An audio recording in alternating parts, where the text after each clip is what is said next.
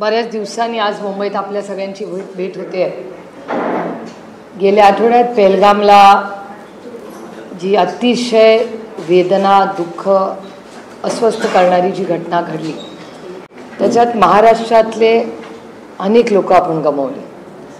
मी कालच माननीय मुख्यमंत्र्यांना पत्र लिहिलेलं आहे, ते ट्विट देखील केलेलं आहे मी। त्याच्यामुळे माझी अतिशय प्रांजळपणे महाराष्ट्राच्या माननीय मुख्यमंत्र्यांना विनम्र विनंती आहे की आपण 1 मेला महाराष्ट्रातल्या आपण गमावलेल्या जी कुटुंब आहेत, ती ज्या जिद्दीने तिथून खाली आली, एकामेकाला मदत केली, बाकीच्यांना मदत करून सगळे एकत्र खाली आले, याच्यासाठी त्यांना नागरी शौर्य पुरस्कारांनी त्या कुटुंबांना 1 तारखेला आपण त्याची नोंद एक राज्य म्हणून घेतली पाहिजे। त्यांच्या दुःखात आपण अर्थातच सगळे सहभागी आहोतच। त्यांची गेलेले कर्ते पुरुष आपण परत आणू शकत नाही, पण त्या कुटुंबाला फुल न फुलाची पाकळी आपण मदत करू शकतो। उदाहरण देते, आसावरी जगदाळे। आसावरी ही अतिशय कर्तृत्ववान मुलगी आहे आणि ज्या पद्धतीने तिने स्वतःला कंडक्ट केलं आहे, त्या संघर्षात ती लढली आहे, तिला खरंच मी मानाचा मुजरा करते। ती आज वकील होणार आहे पुढच्या काही महिन्यांमध्ये। आणि माझी विनंती आहे महाराष्ट्राच्या माननीय मुख्यमंत्र्यांना की लीगल डिपार्टमेंट जे महाराष्ट्र सरकारचं आहे, अशा कर्तृत्ववान महाराष्ट्राच्या लेकीला महाराष्ट्र सरकारने तिचा मान सन्मान म्हणून तिला महाराष्ट्राची सेवा करायची संधी द्या। आणि महाराष्ट्र सरकारमध्ये लीगल डिपार्टमेंट किंवा त्या संबंधित तिला जे तिच्या डिग्रीला आणि तिच्या कर्तृत्वाला साजेचं असेल, तिला नोकरी जबाबदारी आपण दिली पाहिजे, अशी मी एक मागणी माननीय मुख्यमंत्र्यांना केली। आणि तिला एकटीलाच नाही, प्रत्येक कुटुंबाचा एक आढावा घेऊन त्या कुटुंबाशी चर्चा करून, कारण का ती कुटुंब आता खूप इमोशनल ट्रॉमामधून चाललेली आहेत। म्हणजे आत्ता ज्या पद्धतीने आता लोक त्यांच्याकडे जात आहेत, आता थोडेसे अतिशय हल्लेले आहेत, शॉकमध्ये आहेत। म्हणजे आपण इतक्या शॉकमध्ये आहोत, तुम्ही विचार करा ते कुटुंब जे त्यांनी डोळ्यांनी पाहिलं आहे, ते किती ट्रॉमामध्ये ती फॅमिली असेल। त्याच्यामुळे आपलं कर्तव्य फक्त नोकरी देऊन किंवा त्यांना पुरस्कार देऊन फक्त संपत नाही, पण पुढचे काही महिने, वर्ष आपल्याला इमोशनली त्या सगळ्या कुटुंबांबरोबर उभं राहायला लागेल। आणि माझा विश्वास आहे की महाराष्ट्र सरकार, कारण जी आमची ऑल पार्टी मीटिंग दिल्लीत झाली, राष्ट्रवादी काँग्रेस पक्ष, शरद पवार यांच्या पक्षाच्या वतीने मला तिथे जायची संधी मिळाली आणि त्या अतिशय समंजसपणाने दोन्ही बाजूनी ती मीटिंग झाली। आम्हीही विनंती केली की ही विरोध, एकामेकाच्या चुका, टीका टिप्पणी करायची ही वेळ नाही, ही वेळ देशात एक होऊन आपल्या भारतावर हा हल्ला झालेला आहे। त्याच्यामुळे आता पहिलं या हल्ल्यातून आपण उभं राहिलं पाहिजे। पुढे काय जो निर्णय केंद्र सरकार घेईल त्याच्यात आम्ही सगळे ताकदीने केंद्र सरकार बरोबर आहोत। टीका करायला पुढे खूप वेळ आहे, पण आत्ता ती वेळ नाही। आणि भारत सरकारनेही अतिशय सकारात्मक आम्हाला प्रतिसाद दिला। अनेक गोष्टी त्यांनी आम्हाला सांगितल्या, सगळ्या गोष्टी काय माईकवर सांगायच्या नसतात, पण सविस्तर चर्चा त्या दिवशी झाली। आणि माझा विश्वास आहे की भारत सरकार योग्य ती पावलं इथून पुढे टाकेल। पण महाराष्ट्र सरकारने या कुटुंबांना आपण पूर्ण न्याय तर नाही देऊ शकत, पण जेवढं आपल्याकडून जमेल तेवढं एक माणुसकीच्या नात्याने ह्या सगळ्या कुटुंबांसाठी आपण सगळ्यांनी मिळून केलं पाहिजे। त्यांचं असं म्हणणं आहे की भारतामध्ये 5,000 पाकिस्तानी महिला आहेत। या स्टेटमेंटला कसं बघताय? कारण इंटेलिजन्सचा फेल्युअर टीका व्हायला लागली। विरोधकांकडून नाही, आपण किरण रिजिजूंचं स्टेटमेंटही पाहिलं असेल, ते तुमच्या सगळ्यांच्या ANIनेच ते दाखवलेलं आहे। त्याच्यामुळे काही वेगळं मी म्हणत नाही, पण आता मला आता ही टीका करायची वेळच नाही आहे। त्याच्यामुळे मी केंद्र सरकारवर आता टीका किंवा काही वेगळं बोलणार नाही, कारण आत्ता आपण एक आहोत आणि आपल्या लोकांच्यासाठी आपण एकत्र राहिलं पाहिजे, भारतासाठी आपण एकत्र राहिलं पाहिजे, हा पहिला मुद्दा। दुसरा, त्या मीटिंगमध्ये मीही विनंती केली होती की ही वेळ सगळ्या सोशल मीडियाच्या बाबतीत आपण सगळ्यांनीच, आणि मी आवर्जून एका गोष्टीचा उल्लेख करीन की मी महाराष्ट्राच्या मीडियाचे मी मनापासून आभार आणि कौतुक करते. याचं कारण असं, अनेक फोटो बाहेर आलेले आहेत जे बाहेर काही मीडिया हाऊसेसकडेही गेलेले आहेत, पण कुठल्याही मीडिया हाऊसनी ते फोटो कुठल्याही चॅनलवर दाखवले नाहीत. त्याबद्दल मी खरंच तुमच्या सगळ्या मीडिया हाऊसेसचा आभार मानते, कौतुक करते. कारण का ते खूप वेदना देणारी ते फोटो होते आणि ते तुम्ही दाखवले नाहीत. काही मीडिया हाऊसेसच्या काही मीडियाच्या लोकांनी मला दिल्लीत दाखवले ते कॅमेरा, त्यांनी फॉरवर्डही केले नाहीत कोणाला. त्याबद्दल खरंच तुमचे आभार.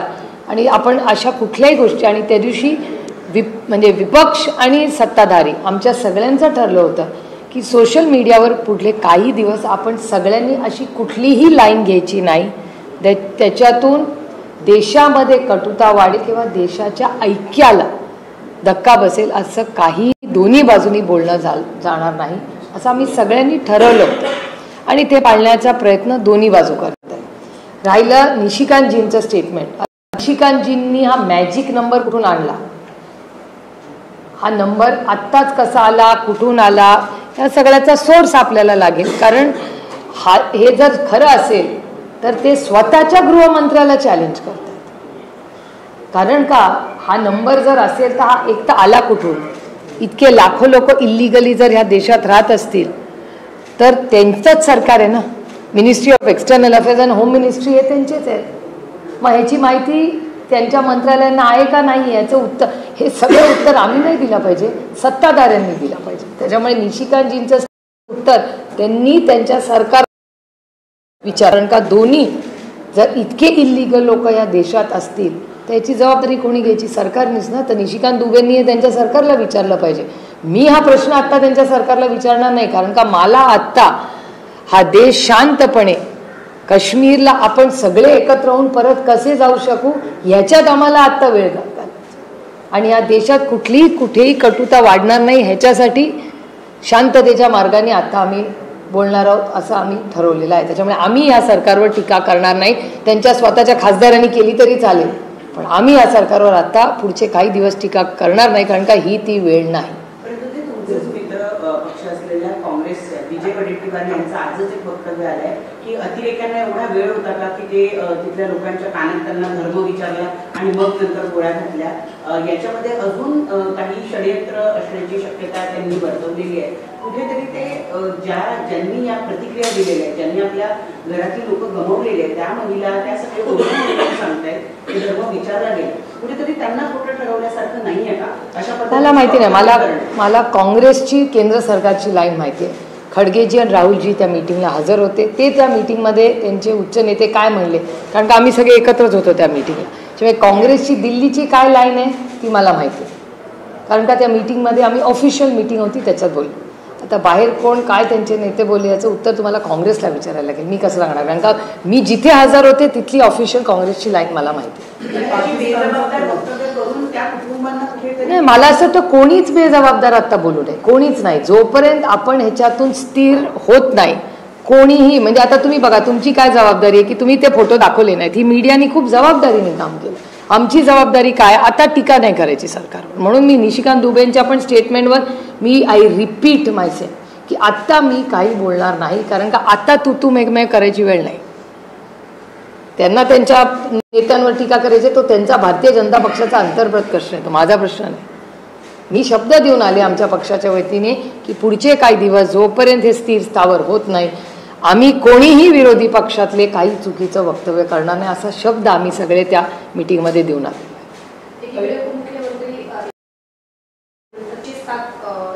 पाकिस्तानी आहेत ते महाराष्ट्रामध्ये बेपत्ता आहेत, तर दुसरीकडे मुख्यमंत्री म्हणतात की असं काही नाही, एकही पाकिस्तानी या ठिकाणी बेपत्ता नाही.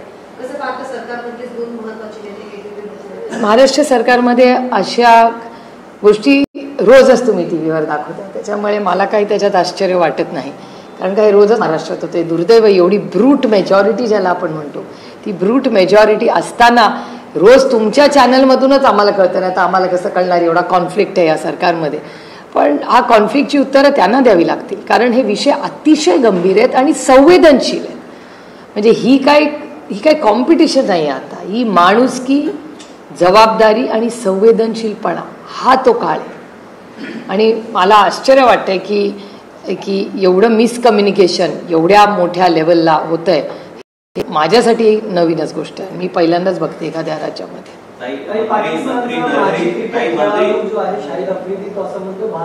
स्वतःच्या लोकांना मारतो आणि नंतर स्वतःच सांगतो की ते जिवंत आहे. जर या हल्ल्याचे त्यांच्याकडे काही पुरावे असतील, हा हल्ला पाकिस्ताननेच केला, तर ते त्यांनी सिद्ध करावं. मी तुम्हाला खरं सांगू, मला अशा वेळेस अरुण जेटलींची आठवण येते. अरुणजी नेहमी सांगायचे, तुम्ही दाखवणं बंद करा, हे बोलणं बंद करते. त्याच्यामुळे मला नाही वाटत आपण अशा काही गोष्टींना फार महत्त्व द्यायचं. हे खूप गंभीर काळ आहे. आता आपण भारत परत स्थिर होऊन परत पेहलगामला आपण सगळ्यांनी आनंदाने जायला पाहिजे. ज्या फ्लाईट्सवर सीट्स मिळत नव्हत्या त्या फ्लाईट्स कशा परत भरतील आणि परत कसं आनंदी जम्मू काश्मीर आणि भारत होईल, ह्याच्यासाठी आपण काम करणं पाहिजे. आणि दुसरीकडे ज्या कुटुंब त्यांनी घरातले करते पुरुष त्या कुटुंबाला आधार द्यायची ही वेळ आहे. ही आता कोण काय स्टेटमेंट करते त्याला फार मी म्हणजे मला विचाराल तर लक्ष देण्यात काही आता उपयोग नाही. 2100 रुपये देऊ लाडकी बहिणी योजनेसंदर्भात 2100 रुपये देऊ असं आम्ही कुठेही म्हटलं नव्हतं. लाडक्या बहिणी 1500 रुपयामध्ये पण खुश आहे. मी काय त्यांचं हे स्टेटमेंट ऐकलेलं नाही, पण जर त्यांचा नंबर आहे माझ्याकडे, आम्ही अनेक वर्षे एकत्र काम केले, त्याच्यामुळे त्यांचा मोबाईल आहे माझ्याकडे. ते जर कदाचित विसरले असतील तर म्हणजे ज्या सरकारमध्ये ते आहेत त्या सरकारचा मोठा भाऊ भारतीय जनता पक्ष आहे. आणि भारतीय जनता पक्षाचं जे इलेक्शन मॅनिफेस्टो होता तुम्ही स्वतः वाच, तो त्यांनी 2100 लिहिलं होतं का नाही मला माहिती नाही, पण भारतीय जनता पक्षाचा मी वाचलेला आहे. आणि माननीय मुख्यमंत्र्यांचं स्टेटमेंट ह्याच कानाने मी तुमच्याच चॅनलवर ऐकलेलं आहे. त्याच्यामुळे तुमच्या चॅनलची ती क्लिप आणि भारतीय जनता पक्षाचा तो मॅनिफेस्टो हा मी जरूर त्यांना पाठवीन. कारण का महिला भगिनींना ते 2100 रुपये हे त्यांचा जो मोठा भाऊ आहे त्या मोठ्या भावाच्या भारतीय जनता पक्षाच्या मॅनिफेस्टोमध्ये ते आहे. कदाचित त्यांना वाचनात राहून गेलं असेल. मी आजच थँक्यू तुम्ही सांगितल्याबद्दल. मी त्यांना लगेच व्हॉट्सअप करीन. कुलकर्णी सध्या पहिल्यामध्ये आहेत आणि ते फिरत आहेत. पुन्हा एकदा त्या ठिकाणी आलं पाहिजे, पुन्हा एकदा काश्मीर मूळ स्तरावर आला पाहिजे यासाठी ते प्रयत्न करत आहेत. विरोधी पक्ष काही प्लॅन करतोय का तिकडे जाण्यासंदर्भामध्ये, वेळ देण्यासंदर्भात, लोकांना अप्रोच करण्यासंदर्भात? नाही, एकतर मी अतुलजींनी केलेल्या जो प्रयत्न आहे, जो कॉन्फिडन्स देत आहेत, त्यांचा काल शो पाहिला मी तुमच्या चॅनलवर, आणि ते ज्या पद्धतीने फोटोज ट्विट करतायत ते असं वाटतं की इट्स बिझनेस ॲज युजल. आणि एक कॉन्फिडन्स द्यायची गरज आहे. आणि तिथले अनेक लोक आहेत ज्यांचे आमचे 5-6 दशकाचे कौटुंबिक संबंध आहेत. असे लोक श्रीनगरमध्ये राहतात. आमचे काही अनेक फ्रेंड्स दिल्लीमध्ये राहतात ज्यांचे नाते आहेत. काही लोक मुंबईत राहतात. आणि मला असं वाटतं कधी ना कधी पुढच्या काही दिवसात आपण सगळ्यांनीच मिळून तिथे अर्थातच गेलंही पाहिजे, पण जात असताना आपण एकामेकाला धीर देऊन जायला पाहिजे. कालही अतुलजींचं स्टेटमेंट मी पाहिलं की घाबरू नका, दहशतवादाला घाबरू नका. आणि खरं आहे, मुंबईचंच तुम्हाला उदाहरण बॉम्बलास्ट शुक्रवारी झाला, सोमवारी मुंबई ऑन ट्रॅक होती. दूधवाल्यापासून स्टॉक एक्सचेंज उघडलं होतं 48 तासात. तेव्हा आदरणीय पवारसाहेब महाराष्ट्राचे मुख्यमंत्री होते. मग दूधवाला, तो पेपरवाला सगळे कामाला लागले होते 48 तासात. त्याच्यामुळे ही मुंबईकरांचं मी खूप कौतुकी करते की त्या काळात ज्या पद्धतीने मुंबई परत उभी राहिली. तसंच आपली नैतिक जबाबदारी आहे भारतीय म्हणून की आपले सगळे जे भाऊ बहीण आज जम्मू काश्मीरमध्ये राहतात त्यांनाही आधार देऊन आपण पुन्हा सगळ्यांनी तिथे जाऊन त्यांचं आयुष्य कोणीतरी बाहेरची येऊन विस्कळीत करण्याचा, भीती दाखवायचा, आपल्या देशात अनुदानी करण्याचा हे जो प्रयत्न करतायत तो हाणून पाडायची जबाबदारी आज आपल्या सगळ्यांवर. काही काळामध्ये झालेल्या हल्ल्यानंतर केंद्र स्तरावरती काही महत्त्वाचे निर्णय काही घेण्यात आले होते. त्याच्यामध्ये जे पाणी पाकिस्तानला सोडलं जातं ते अडवलं जाईल अशा पद्धतीने विधान करण्यात आलं होतं. मात्र प्रकाश आंबेडकर यांनी असं म्हटलेलं आहे की पाकिस्तानचं जे पाणी आहे ते थांबवलेलं नाही असा दावा त्यांनी केला. मला नक्की माहिती नाही याची, त्याच्यामुळे मी बोलणं योग्य नाही. पण कारण तुमच्याच चॅनलवर काल अशी बातमी होती की तिथे इतकं पाणी की तिथे फ्लडिंग झाले झेलमचं. त्याच्यामुळे नक्की पाण्याचं काय इश्यूज आहेत. आणि हरदीप पुरीजींचं पण एक स्टेटमेंट आलेलं आहे त्याच्यामुळे नक्की पॉलिसी लेवलला काय चाललंय, कारण का मीडियाकडून येत आहे, भारत सरकारकडून काही ऑफिशियल स्टेटमेंट अजून आलेलं नाही. त्याच्यामुळे जोपर्यंत भारत सरकारकडून ऑफिशियल स्टेटमेंट येत नाही या काळात मला असं वाटतं थोडंसं कन्फ्युजन झालंय, कारण का काही ठिकाणी फ्लडिंग सांगितलं जातंय, काही ठिकाणी होईल. त्यामुळे मीडियामध्ये जे येतंय त्याच्यावरनं बोलणं हे ह्या काळात योग्य राहणार नाही, कारण का नक्की ड्राय होणार आहे का फ्लडिंग होणार आहे. त्याच्यामुळे जोपर्यंत ऑफिशियली भारत सरकार स्टेटमेंट करत नाही तोपर्यंत मला असं वाटतं काही दिवस माझ्यासारख्या लोकांनी फार याच्यावर बोलू नये, फॅक्ट्स जोपर्यंत बाहेर येत नाहीत. जवळ येत आहे मात्र अजूनही पालकमंत्री पदाचा तिढा सुटलेला नाही. नाशिक असो रायगड असो अजूनही पालकमंत्री पदाचा तिढा सुटले नाही. या 1 मेला तरी हा तिढा सुटेल येत्या 2 दिवसात. मी तुम्हाला खरं सांगू का, मी आधीही बोललेले आहे, पालकमंत्री हे इतकं मोठं म्हणजे जणू काय ते मुख्यमंत्र्याचा पदासारखं एवढी त्याची चर्चा होते. अनेक वर्ष आम्हीही सत्तेत राहिलेलो आहोत.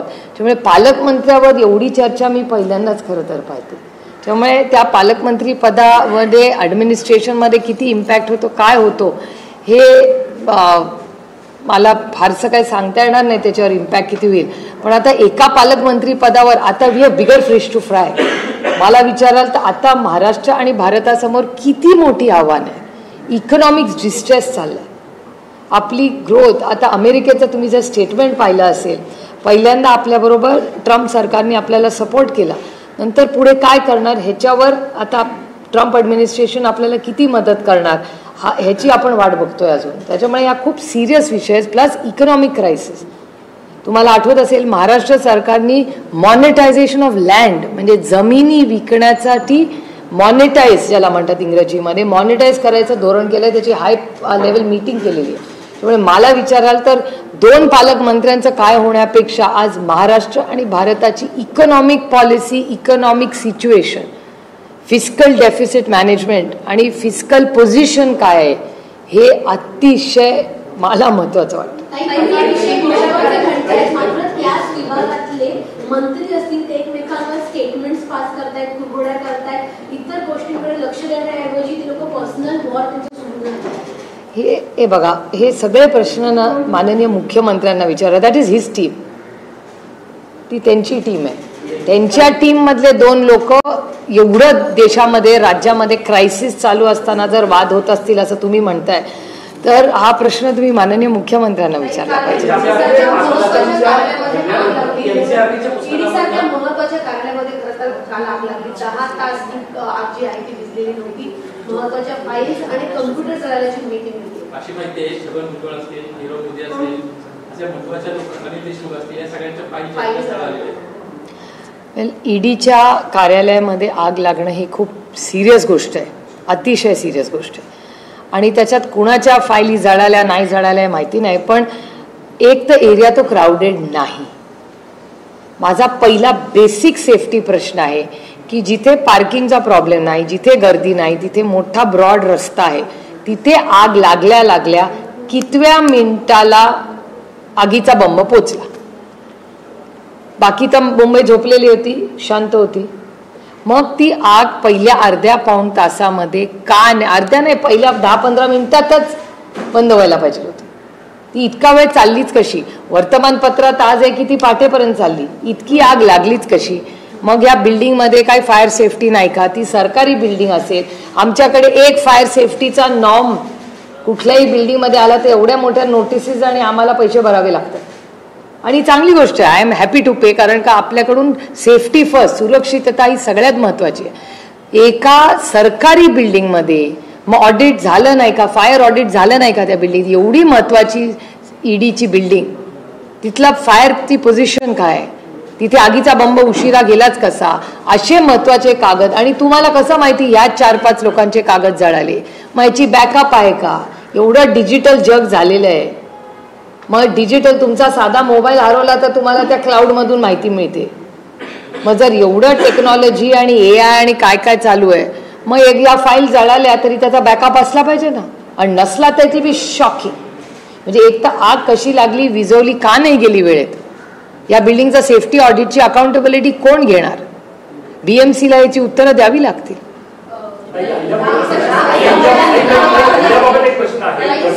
एक मिनिट, माझी विनंती राहील, सब्जेक्ट झिगझॅग करू नका, एक पूर्ण विषय घेऊ आणि मग या आगीचं जे कारण आहे ते अद्यापही स्पष्ट झालेलं नाही, कोणतेही कारण सांगितलेलं नाहीये आणि त्याच्यामुळे याच्या मागे काहीतरी संशय असल्याची चर्चा सुरू झाली.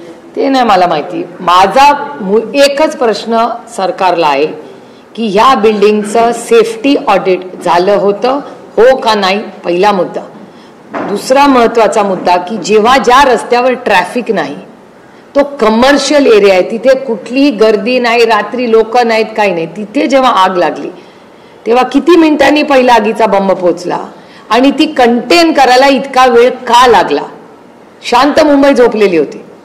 मग 6 आगीचे बंब जाऊन पहिल्या 15 मिनिटात का नाही ती आग थांबवत आली? इतके तास लागले. अरे सरकारी बिल्डिंग आहे, ईडीची बिल्डिंग आहे ती, आणि कुठल्याही सरकारी बिल्डिंग मध्ये म्हणजे धक्कादायक आहे असं होत आहे.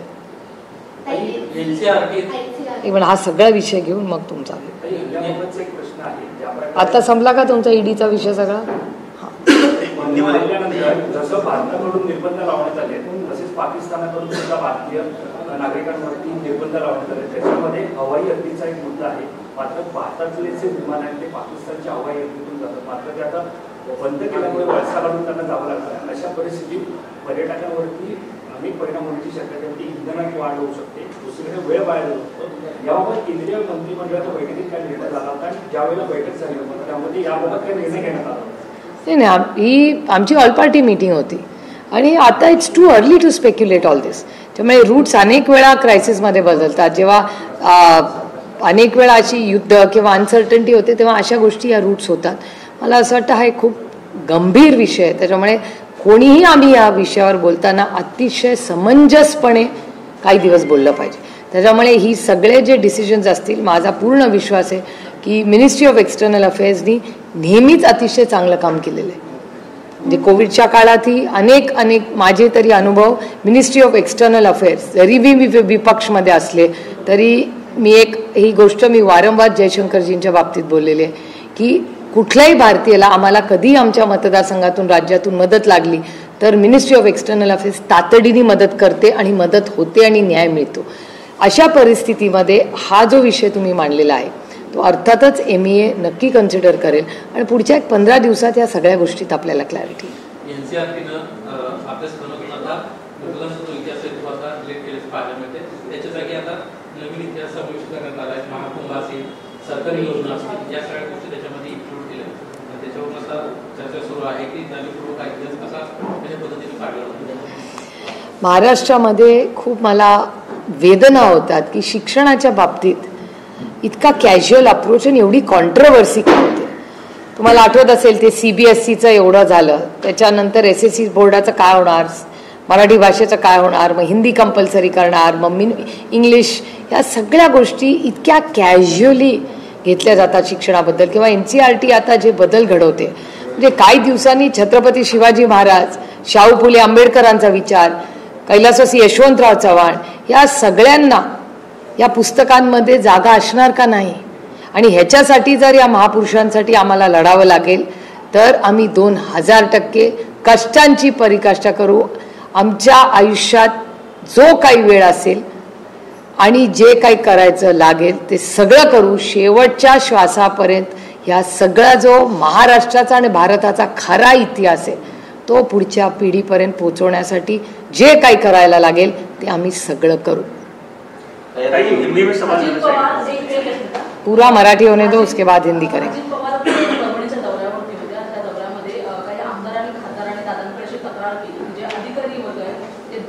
कमिशन घेतात आणि या सगळ्या संदर्भात अजित पवारांनी काही अधिकाऱ्यांना पुण्याच्या आणि परभणीच्या मंत्रालयामध्ये सुद्धा बोलवले. हे जर खरं असेल तर हे धक्कादायक आहे.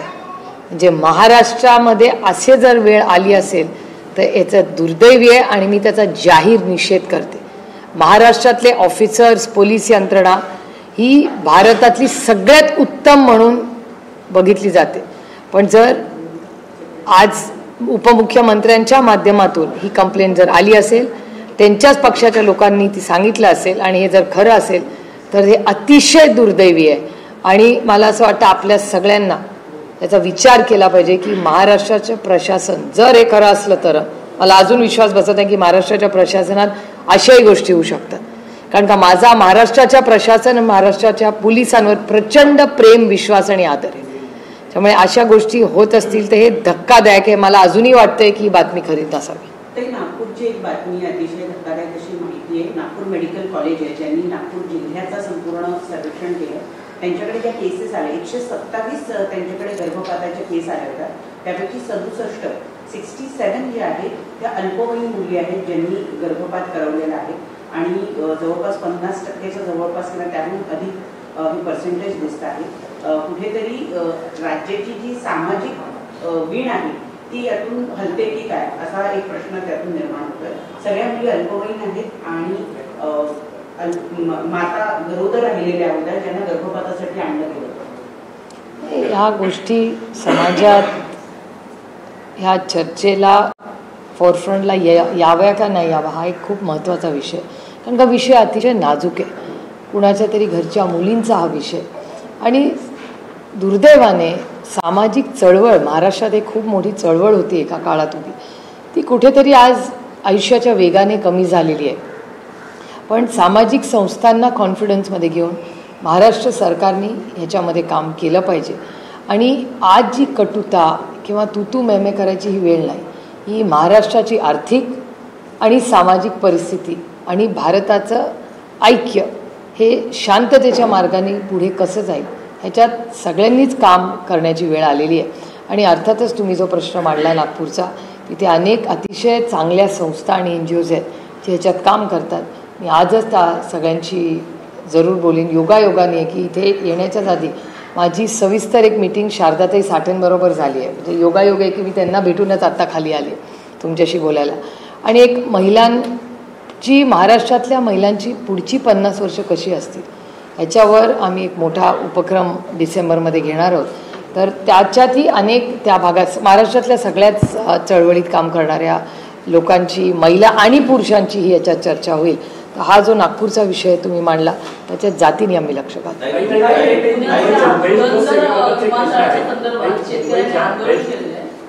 पुण्याच्या पुरंदर विमानतळाच्या संदर्भात शेतकऱ्यांनी आंदोलन केलेलं आहे. अनेक शेतकऱ्यांनी जमीन देण्यास नकार दिलेला आहे. पुरंदरला एअरपोर्ट व्हावा अशी सगळ्यांचीच आग्रहाची मागणी आणि स्थानिकांची भूमिका आहे. आमची एवढीच विनंती आहे महाराष्ट्र सरकारला की जबरदस्ती करू नका.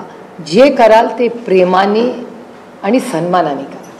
तसंच महाराष्ट्राच्या म्हणजे पुरंदरच्या एअरपोर्टबरोबर पुण्याचा रिंग रोड आहे. पुण्याचा रिंग रोड हवेलीतून जातो. हवेली भागातून जाताना तो रिंग रोड 2017मध्ये आम्ही तो कॅन्सल केला होता. सगळा होल्डवर ठेवला गेला होता.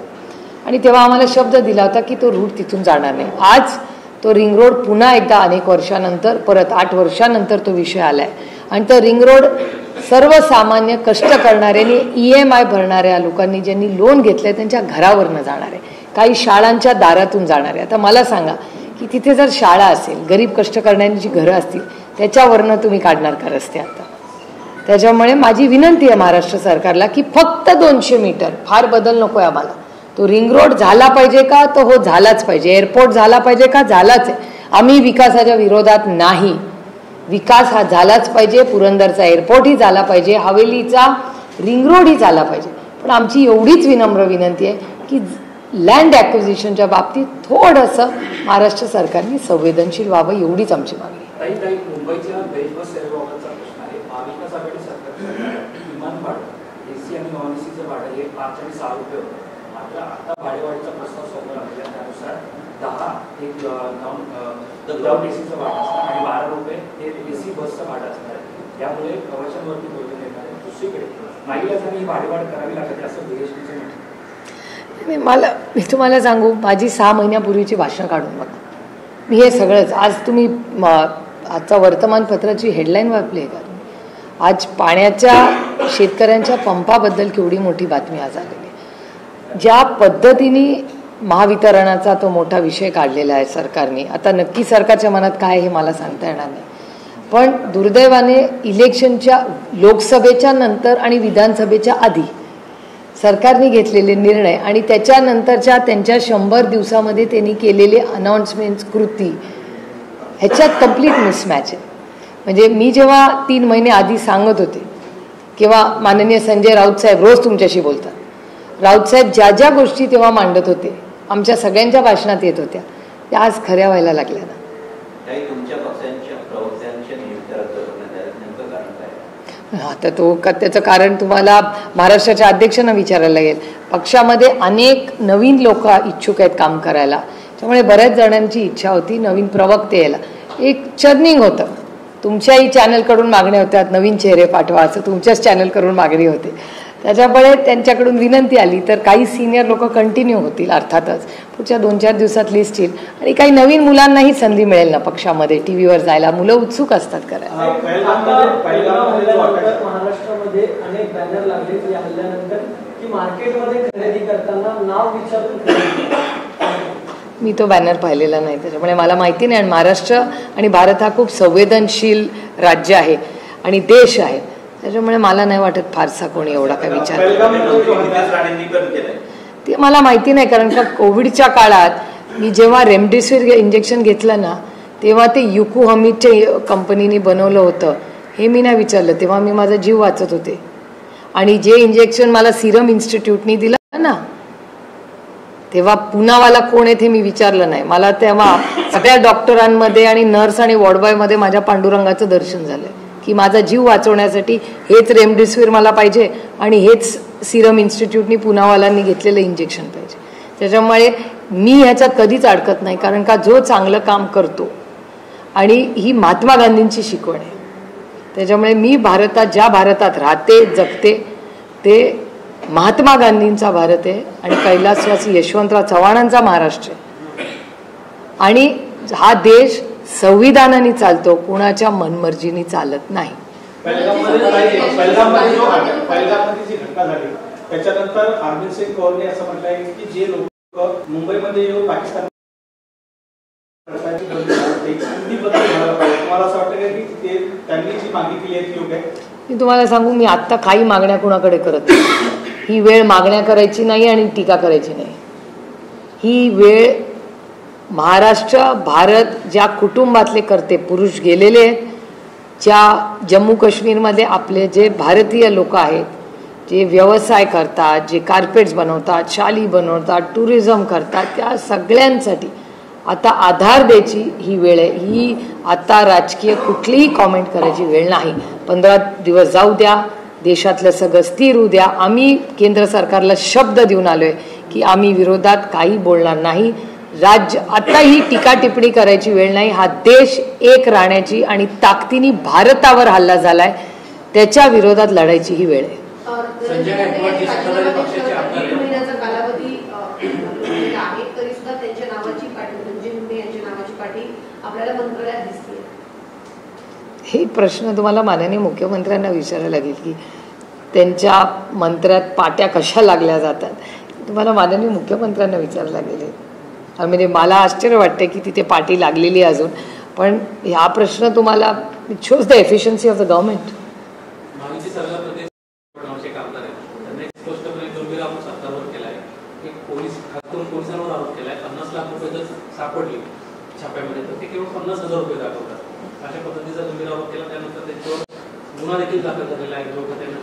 परंतु संजय गायकवाड हे बोलत असताना या प्रकरणाची चौकशी केली गेली पाहिजे अशी कुठंच मागणी होताना पाहिजे. गृहमंत्री फार नाराज दिसते या बाबतीत. एक तर तुम्हाला सांगू, मला महाराष्ट्राच्या पोलिसांचा सार्थ अभिमान आहे.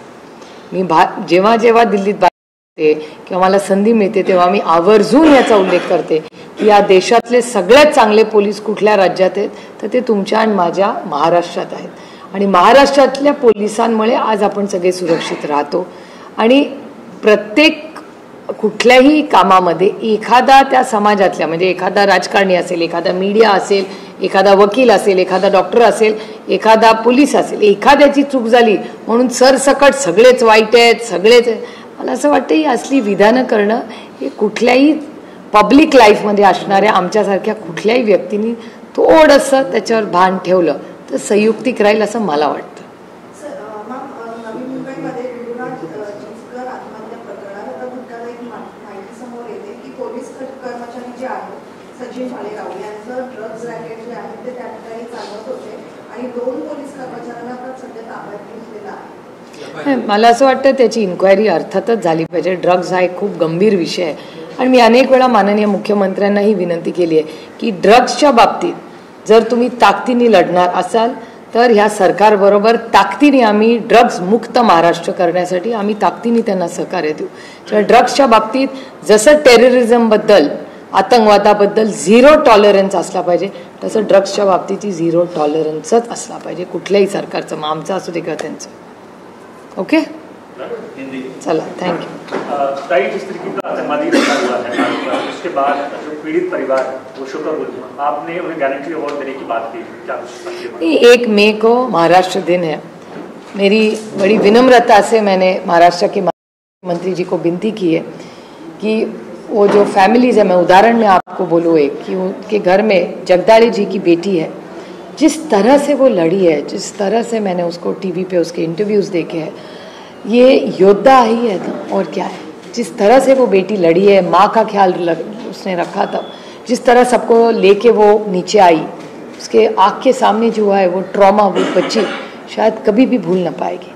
तो ऐसी लड़की हमारी बेटी को, उसका और उसके फैमिली का, सारी जो फैमिलीज़ हैं महाराष्ट्र की, सबका मान सम्मान होना चाहिए. 1 मई को उनको नागरी शौर्य पुरस्कार से सम्मानित करना चाहिए और उस हर फैमिली में, जैसे आसावरी जगदाळे का मैंने कहा कि उसका मान सम्मान करके महाराष्ट्र में वो वकील बन रही है, क्यों ना उसको हमारे लीगल सेल में महाराष्ट्र सरकार में उसको एक जिम्मेदारी दी जाए. क्योंकि उनके पापा को हम वापस नहीं ला सकते, लेकिन उस फैमिली के साथ हम खड़े तो रह सकते हैं. और महाराष्ट्र ने पूरी ताकत से हर फैमिली के साथ सरकार ने खड़ा रहना चाहिए और हम सब ने उनको साथ देना चाहिए. ताई, आप परिवारों के सम्मान की बात कर रहे हैं, लेकिन आप ही के सहयोगी कांग्रेस नेता बजट की बात कहीं ना कहीं उन्हें अपमानित करते नजर आते हैं जब वो सवाल खड़े करते हैं कि इस तरह की कोई घटनाक्रम हुई नहीं, बल्कि ये कहीं ना कहीं बीजेपी की प्लानिंग है कि आतंकवादियों ने धर्म पूछा. और उसमें एक और चीज जोड़कर वो कहते हैं कि आतंकवादियों के पास इतना टाइम कहाँ था जो धर्म पूछते, वो हमला कर रहे हैं. मुझे कांग्रेस की लाइन पता है, क्योंकि मैं जब ऑल पार्टी मीटिंग में गई थी वहाँ राहुल जी और खड़गे जी दोनों उपस्थित थे और कांग्रेस की लाइन जो थी वहाँ ऑफिशियल लाइन मैंने सुनी है. आज का स्टेटमेंट मैंने ना सुना है ना पढ़ा है, इसका जवाब कांग्रेस ही दे सकती है. लेकिन कांग्रेस के वरिष्ठ नेता क्या सोचते हैं वो पूरी हमारी ऑल पार्टी मीटिंग में बात हुई थी और हम पूरी ताकत से, ये तू मैं करने का वक्त नहीं है, हम पूरी ताकत से, हम विपक्ष, पूरा विपक्ष एक है और भारत सरकार के साथ अब विपक्ष खड़ा रहेगा, क्योंकि ये हमला भारत पे हुआ है और भारत पे हमला जब होगा तो हम कोई भी सरकार हो उसके साथ भारत के लिए खड़े रहेंगे. सिद्धरामैया, इनका भी बयान आया, उन्होंने कहा कि युद्ध विकल्प नहीं है, उसको लेकर वो कौन क्या बोल रहा है मुझे पता नहीं, लेकिन कांग्रेस की जो ऑफिशियल लाइन खड़गे जी और राहुल जी की जो है, मैंने खुद ने सुनी है, मैं खुद मीटिंग में थी, ऑल पार्टी मीटिंग में, तो मेरे ख्याल से कांग्रेस की उच्च नेता जो कहते हैं वही उनकी लाइन होगी. महाराष्ट्र में जो पाकिस्तानी नागरिक है उसको लेकर अलग अलग बयान आ रहे हैं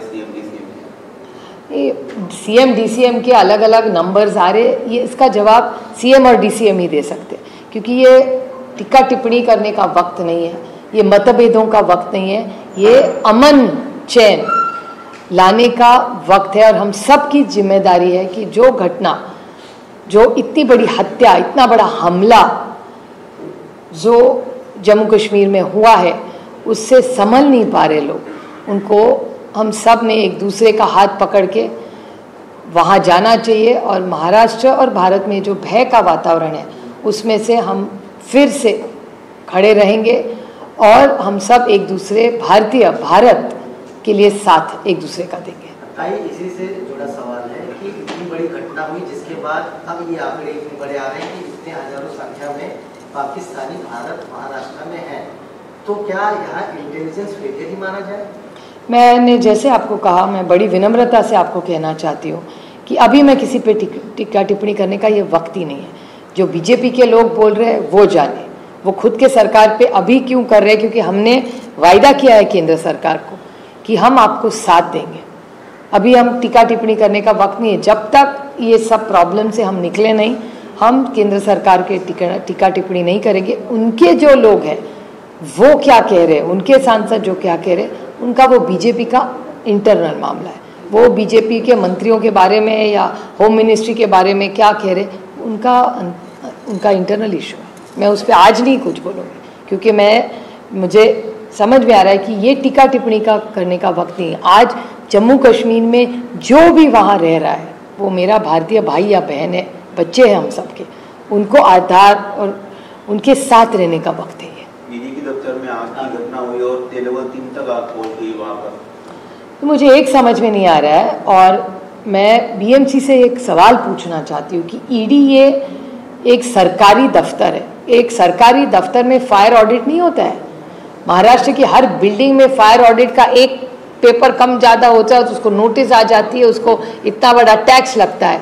तो ये ईडी की इतनी महत्वपूर्ण बिल्डिंग में क्या फायर ऑडिट नहीं हुआ था? और मैं पूछना चाहती हूँ, आप सब वो ईडी के बिल्डिंग में बहुत बार जा चुके, मैं भी जा चुकी हूँ, और तब वहाँ जब हम जाते हैं उस एरिया में, वो पूरा कमर्शियल एरिया है, बड़े चौड़े रास्ते हैं वहाँ। तो अगर वहाँ आग लगी तो वहाँ फायर की जो गाड़ी है वो क्यों नहीं पहुँची और कब पहुँची? 8 गाड़ियाँ क्यों नहीं भेजी गई वहाँ? It's a complete failure. एक तो आग लगी तो उनको कितने मिनटों में रिस्पांस हुआ सरकार की तरफ से, फायर इंजन कितने टाइम में पहुंचा? उसके बाद इतने घंटे क्यों लगे?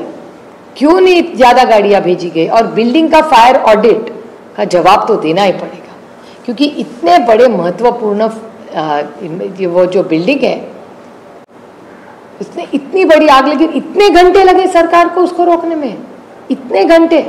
मुझे विश्वास ही नहीं हो रहा है कि ऐसे भी हो सकता है। ओके, एक मुद्दा है न्यू एजुकेशन पॉलिसी को लेकर। किसके पॉलिसी? न्यू एजुकेशन पॉलिसी को लेकर क्लास 7 की जो हिस्ट्री बुक्स हैं उसमें जो मुगल सल्तनत है उनका हिस्ट्री निकाल दिया गया, उसके बदले मेक इन इंडिया, महाकुंभ और बेटी बचाओ बेटी पढ़ाओ जैसे करिकुलम्स इंक्लूड किए गए। आप इस कैसे देखते हैं? क्या किसी प्रकार के एजेंडा को पुश करने की कोशिश की जा रही है? ये बहुत दुख की बात है कि महाराष्ट्र सरकार ने मजाक बना लिया है शिक्षा का। महाराष्ट्र में पहले भाषा पे लड़ाई हुई, फिर बोर्ड्स पे लड़ाई हुई, फिर मराठी भाषा का क्या होगा, हमारे एसएससी बोर्ड का क्या होगा। और अगर ये खुद की तरह से कुछ भी किताबों में, अभी मुझे पता नहीं, मुझे भी थोड़ा उसका होमवर्क करना पड़ेगा कि क्या उन्होंने निकाला है, क्या नया डाला है। ऐसे नहीं होता। शिक्षा में कभी भी राजनीति आनी नहीं चाहिए। जो सत्य है, जो वास्तव है, जिसका साइंटिफिक टेम्पर है, वो ही जो सत्य है वही बच्चों को सिखाना चाहिए। Okay, thank you. लगा ला।